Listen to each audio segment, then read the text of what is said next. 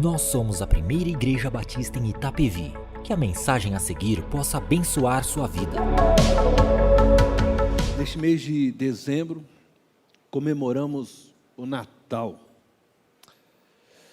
Porém, muitos não sabem o que realmente significa o Natal.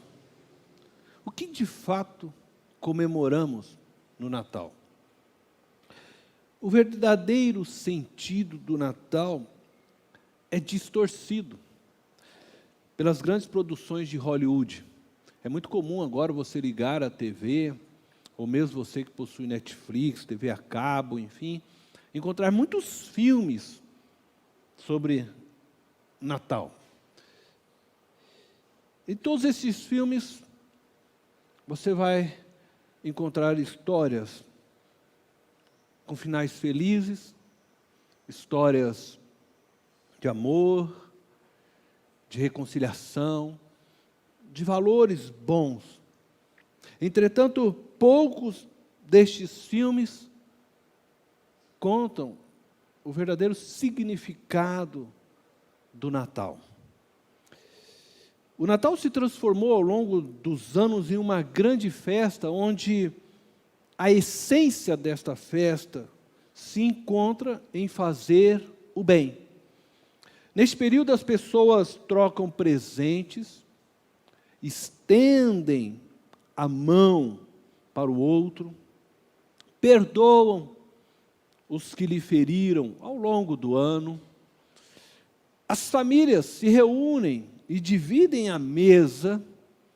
Isso tudo é bom, isso tudo é agradável, isso tudo é gostoso. Essa atmosfera, né, que envolve essa data chamada Natal. Uma data, então, por isso, muito apreciada por todos.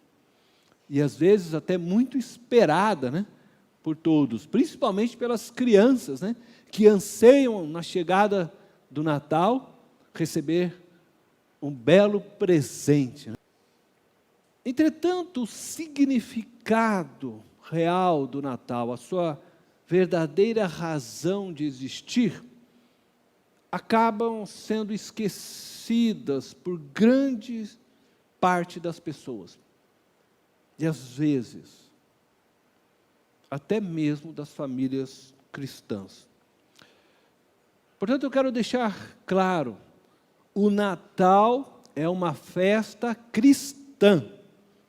E esta data, ela só tem significado para os cristãos, para aqueles que reconhecem que Jesus é o Cristo, o enviado de Deus para salvar o mundo. Para os não cristãos, é uma data festiva, onde o bem é comemorado, é celebrado. E por ser uma data festiva, para muitos é apenas mais uma razão, ou poderíamos dizer aí uma desculpa, para beber e comer exageradamente. Para outros, uma desculpa para se prostituir. Afinal, é dia de festa. E toda festa, para aqueles que não temem a Deus, só é festa quando termina com bebedeira e sexo. Basta a gente olhar para as noites nas comunidades, em geral, de funk. Recentemente, vivemos uma tragédia em Paraisópolis, aqui próximo de nós, por causa de uma dessas festas de funk. Hoje à noite, por volta, acho que de umas 3 da manhã, eu acordei com alto barulho de uma dessas festas de uma comunidade próxima da onde eu moro. Essas festas são regadas de drogas, bebidas, promovidas por pessoas que têm interesse de vender a droga, de vender bebidas. Festas que as jovens que lá estão se prostituem em meio às músicas tocadas, e que no final da manhã nem sabe com quantos homens se prostituíram durante a noite. E depois, muitas vezes, a gente ainda vê as pessoas defendendo essas festas como se fossem coisas boas, puras, santas. Precisamos cuidar. Precisamos cuidar. Porque muitas vezes, para as pessoas que não têm temor algum a Deus, festas são apenas lugar de beber, comer e, se possível, terminar numa relação sexual com alguém. E por isso o Natal tem muitas vezes sido distorcido por muitos desta mesma forma, porque vira apenas mais uma desculpa para uma grande festa, para uma noitada.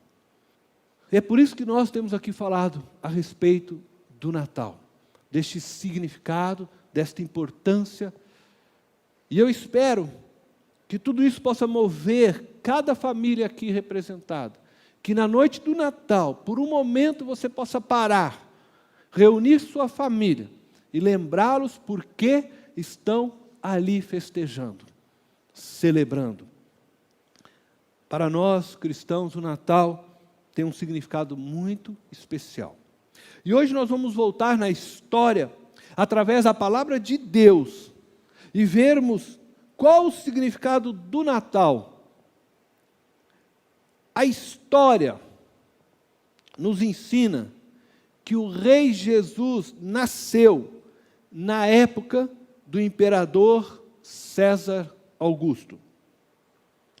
E quero então ler com vocês Lucas capítulo 2, verso 1 ao 7, nesta manhã, onde narra este acontecimento. Diz assim o texto da palavra de Deus, você pode acompanhar pela tela. Naqueles dias, César Augusto publicou um decreto ordenando o recenseamento de todo o Império Romano. Este foi o primeiro recenseamento feito quando Quirino era governador da Síria. E todos iam para a sua cidade natal, a fim de alistar-se. Assim José também foi da cidade de Nazaré da Galiléia para a Judéia, para Belém, cidade de Davi, porque pertencia à casa e à linhagem de Davi. Ele foi a fim de alistar-se com Maria, que lhe estava prometida em casamento e esperava um filho. Enquanto estavam lá, chegou o tempo de nascer o bebê, e ela deu à luz o seu primogênito, envolveu-o em panos e o colocou numa manjedoura, porque não havia lugar para eles na hospedaria. Amém? Esse recenseamento foi uma obra muito grande, porque o Império Romano ele era imenso. O Império Romano dominava quase todo o mundo, então conhecido da época. César Augusto, o imperador, ele queria alistar o povo para facilitar a cobrança de impostos. Assim ele poderia aumentar o seu poder e desta forma também o seu império. César Augusto, ele começou a reinar após a morte de seu tio-avô, Júlio César, no ano 27 antes de Cristo, e ele reinou até o ano 14 depois de Cristo. Ele foi um sábio administrador e famoso organizador do Império Romano, especialmente das forças militares e da sua guarda pessoal.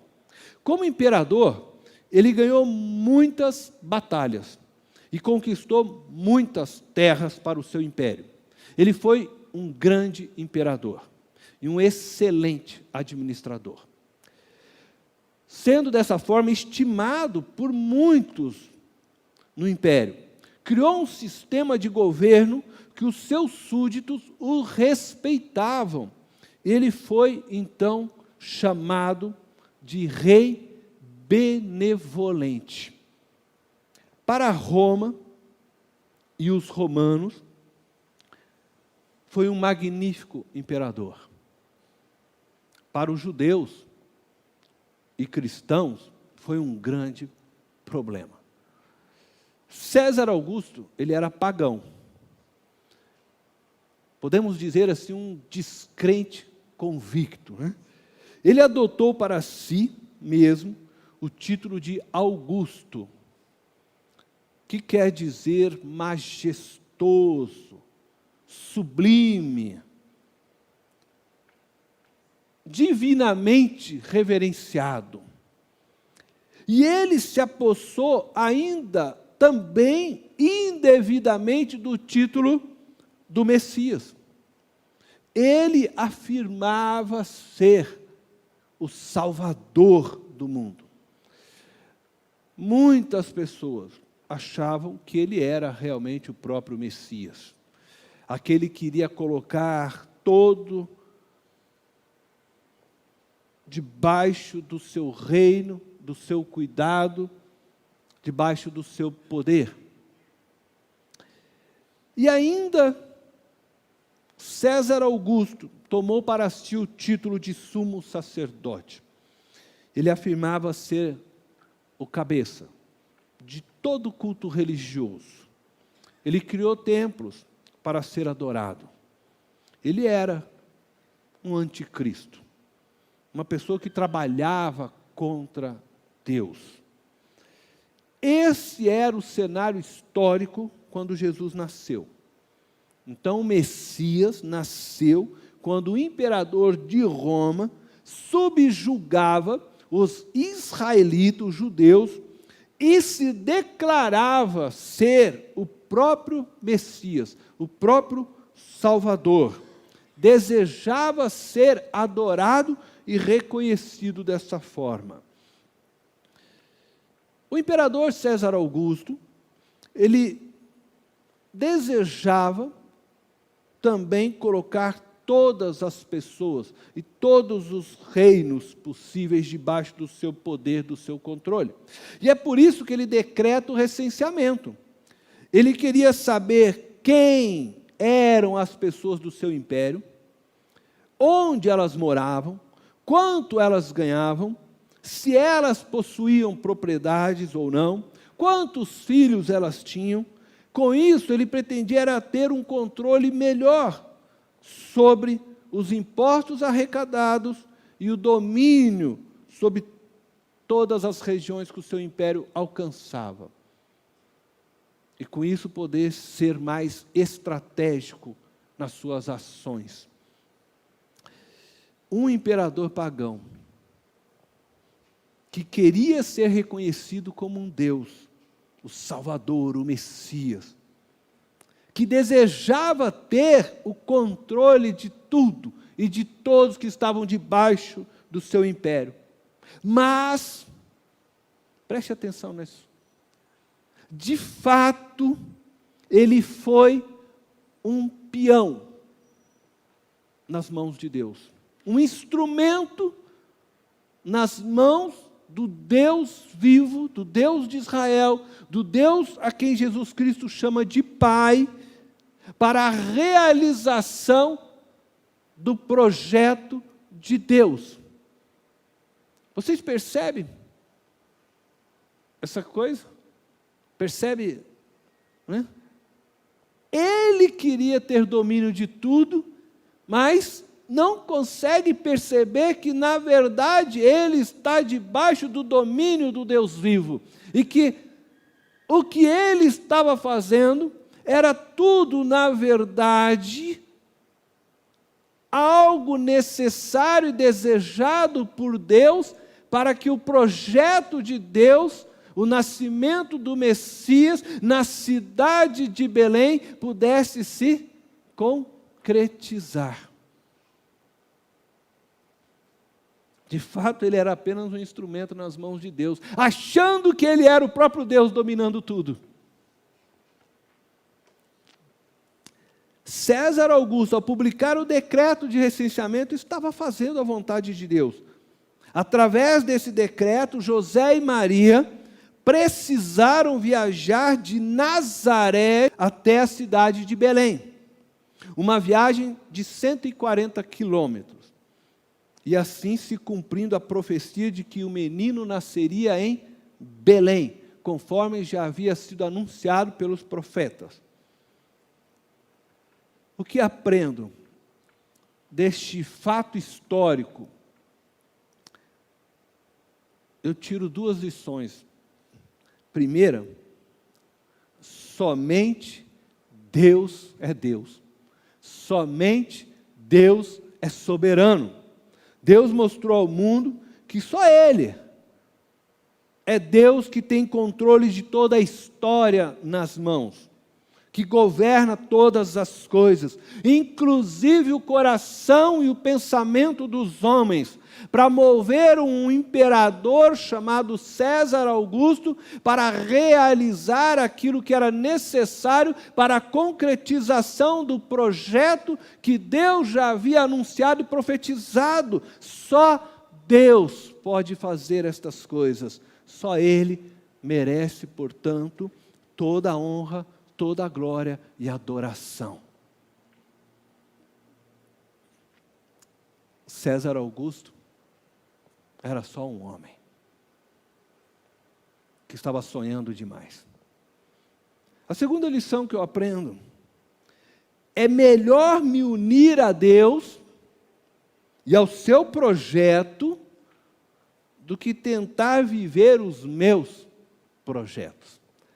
César Augusto tentou fazer o seu nome grande, viveu para os seus projetos pessoais. Ele trabalhou, ele se esforçou para que todos reconhecessem ele como Messias, como Salvador, para que todos o cultuassem.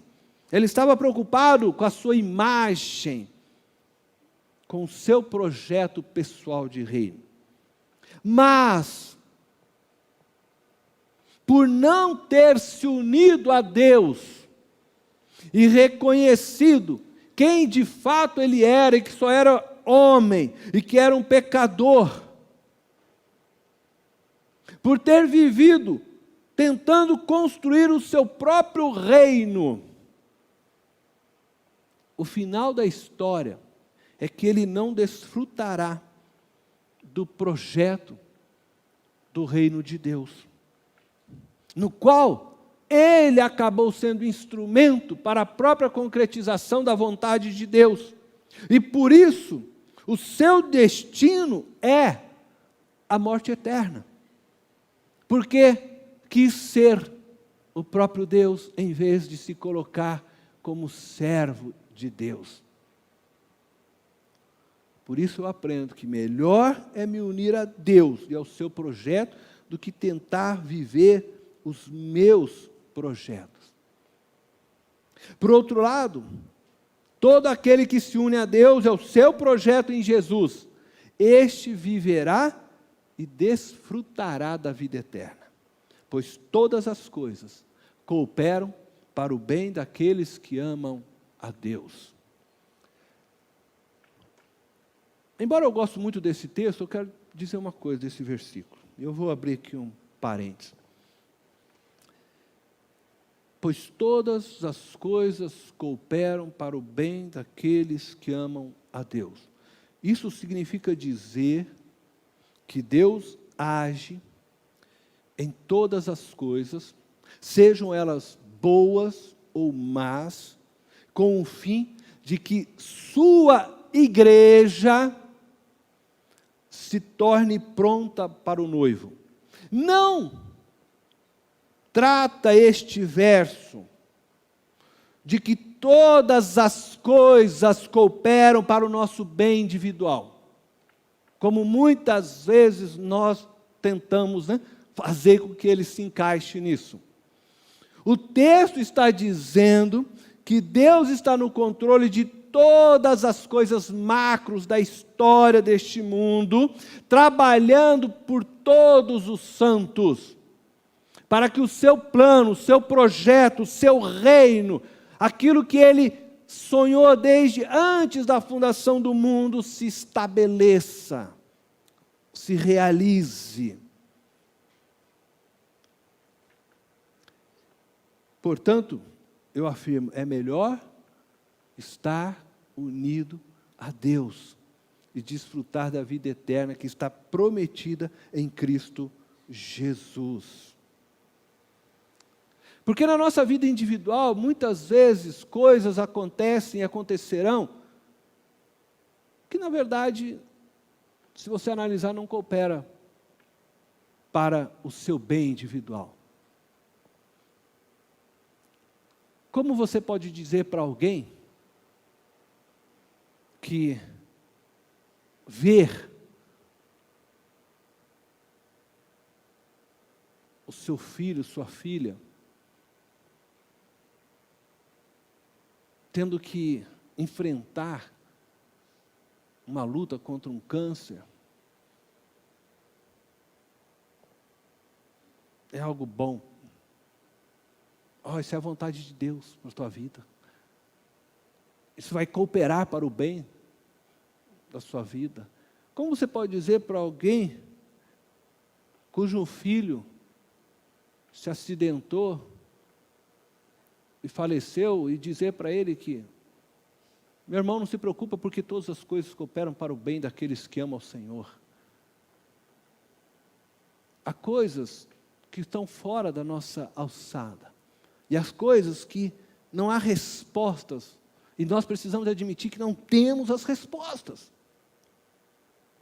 Mas que você não pode pegar um verso deste e chegar para alguém e simplesmente jogar para ele e dizer, não se preocupe, pois todas as coisas cooperam para o bem daqueles que amam a Deus. E se a pessoa pular em você e te esgoelar, você diga para ele, pode me esgoelar porque todas essas coisas cooperam para o bem daqueles que amam a Deus.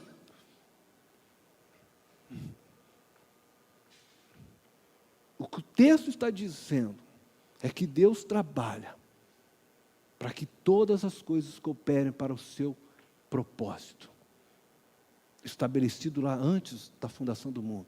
Portanto, não pegue versos em pedaços, leia o contexto, entenda o que Paulo está dizendo dentro de todo o contexto. Bom, fecho aqui volto para nós, para o Natal. A história do Natal, a história do nascimento de Jesus, nos ensina que o Rei Jesus nasceu na simplicidade. Diz Lucas, capítulo 2, versículo 7. E ela deu à luz o seu primogênito, envolveu em panos e o colocou numa manjedoura, porque não havia lugar para eles na hospedaria. O dia chegou, Maria deu à luz, o filho de Davi nasceu. Aquele que veio para apacentar o povo de Deus para todo o sempre. Jesus, o descendente do trono do rei Davi. E ao mesmo tempo, o filho do Deus vivo, nasceu como prometido pelos profetas. Um menino de tal grandeza, descendente do trono de Davi, filho do Deus vivo, onde deveria nascer? Certamente em um palácio.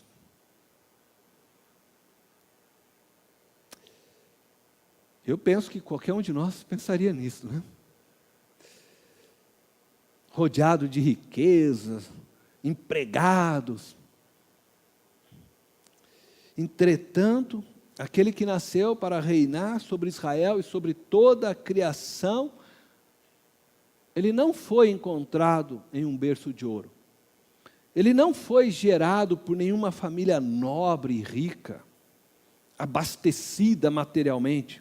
Sequer pôde nascer em um quarto de uma hospedaria. Não. Jesus nasceu em uma manjedoura. Um coxo. Um local feito para colocar a comida dos animais. Ele nasceu cercado de simplicidade e viveu toda a sua vida na simplicidade. Jesus nasceu contrariando as expectativas do povo de Israel. O povo esperava um Messias, que fosse um líder político, para expulsar os romanos. Alguém nobre, do trono de Davi. Mas em vez disso, ele foi rejeitado pelo mundo e pregado pelos romanos, em uma cruz. Ele nasceu em uma estrebaria cercado por animais, porque não havia lugar para eles na hospedaria. As hospedarias estavam lotadas, com os soldados romanos e com as diversas pessoas que haviam descido, assim como José, né, e Maria haviam ido para Belém, a fim de se apresentarem para o recenseamento. Ninguém na cidade de Belém, ninguém ofereceu a José e Maria o seu quarto numa hospedaria, vendo que ela estava grávida já, próxima de dar à luz. Ninguém foi solidário naquele Natal com esse casal. Ninguém sequer se dispôs a dividir o quarto. Porque não havia lugar algum, talvez eles poderiam dizer, não, mas se nós dermos o quarto, também nós não temos um lugar para nos hospedar. Mas sequer dividir o quarto com eles. Ninguém teve compaixão naquela noite do Natal, do primeiro Natal. Ninguém se compadeceu de José, de Maria, ou do pequeno menino Jesus que estava para nascer. Ninguém naquela noite teve compaixão. O Messias, no dia do seu nascimento, não foi acolhido pelos homens.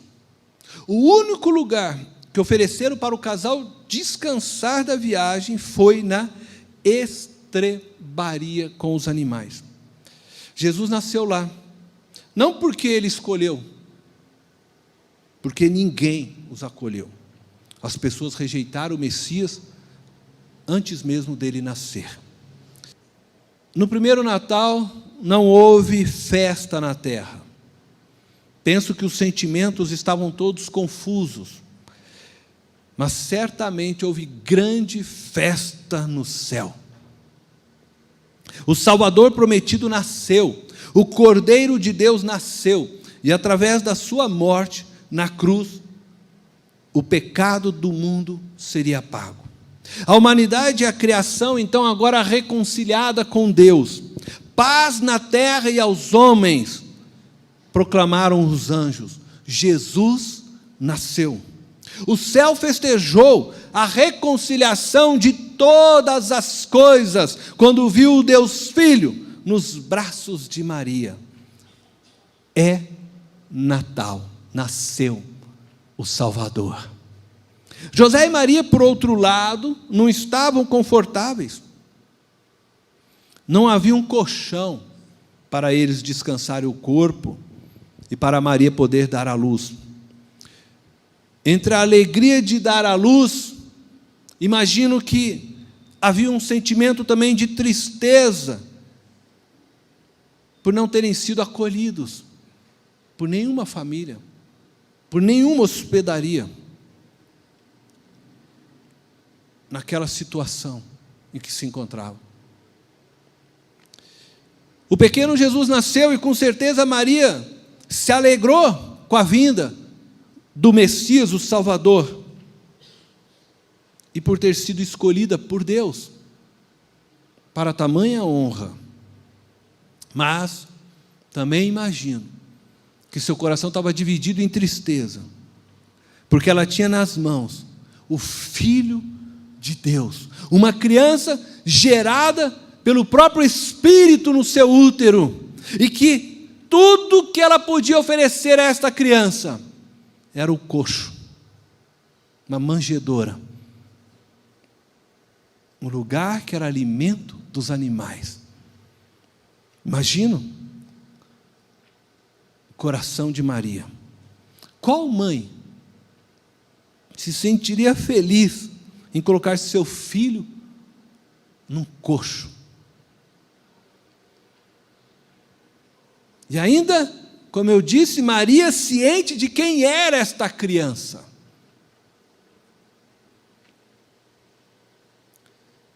Você consegue imaginar uma estrebaria? Muitos de nós nascemos e crescemos na cidade e não somos muito acostumados a isso. Se você já foi talvez em algum sítio, já viu, ou pelo menos já pôde ter uma noção do que é. Agora imagine um lugar, tenta imaginar isso, a estrebaria, é um local afastado da casa do dono da fazenda, do sítio, uma casa normalmente de madeira velha, separada para se colocar os animais, um lugar cheio de palha, cheio de feno, um lugar normalmente cheio de estrume, porque os animais acabam, por fazer ali suas necessidades. E aquele local normalmente cheira mal, porque o estrume que ali é feito fica por ali e vai secando. E nós sabemos que onde há esterco, há estrume, logo há moscas. Este é o lugar que Jesus nasceu. Não tinha energia elétrica, não tinha luz, não tinha banheiro, uma suíte, não tinha um lugar para lavar as mãos. Ali nasceu o homem que morreu por nós numa cruz. Ali nasceu o Filho de Deus. E da mesma forma eu quero destacar aqui duas lições dessa verdade histórica do nascimento de Jesus. E a primeira delas é que a essência da vida não está no ter. A vida, ela não consiste no que conquistamos materialmente, não se encontra nos bens alcançados, nos títulos universitários, nem nos prêmios Nobel que possam ser alcançados. A vida não se concretiza de fato em nós, enquanto vivemos na tentativa de construirmos nossa própria história, de fazermos nosso nome grande, mas ela se concretiza em nós, quando tentamos construir a existência do outro na história, quando abrimos mão da grandeza para servirmos o nosso próximo. É isso que eu aprendo ao olhar para aquele menino na manjedoura, que abriu mão da sua glória, conforme foi cantado, para se fazer servo e morrer pela humanidade. A segunda lição que eu aprendo a olhar é que a vida é simples, enquanto se vive na simplicidade.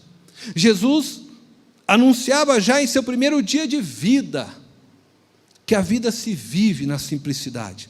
Ele veio para servir e não para ser servido. Ele veio para morrer por todos, a fim de que muitos vivam através de sua morte. Ele nasceu e viveu na simplicidade, pois compreendia que a vida humana não pertence ao homem, mas sim àquele que lhe deu a vida, o Criador. Portanto, abra mão de si mesmo para viver em unidade com Deus. Abra mão de si mesmo para viver a missão que Deus confiou a você. E as pessoas que abrem mão de si agradam a Deus. Agora, as pessoas que não abrem mão de si, que estão tentando viver agradando a Deus a partir dos seus próprios esforços, acabam se tornando pessoas religiosas, injustas, muitas vezes chatas, incompreendidas, amargas. Entende? Viva abrindo mão de si mesmo para o seu próximo, e você vai acabar agradando a Deus. Mas se você não abrir mão de si e tentar viver agradando a Deus sem abrir mão de si, você não vai conseguir isso. Viva de forma simples, abra mão de si. Eu quero concluir dizendo então, o Natal é a época em que comemoramos o nascimento do Salvador. Festejar o Natal, o nascimento de Jesus, só tem sentido para aqueles que se rendem a Jesus, reconhecendo como Senhor e Salvador de suas vidas.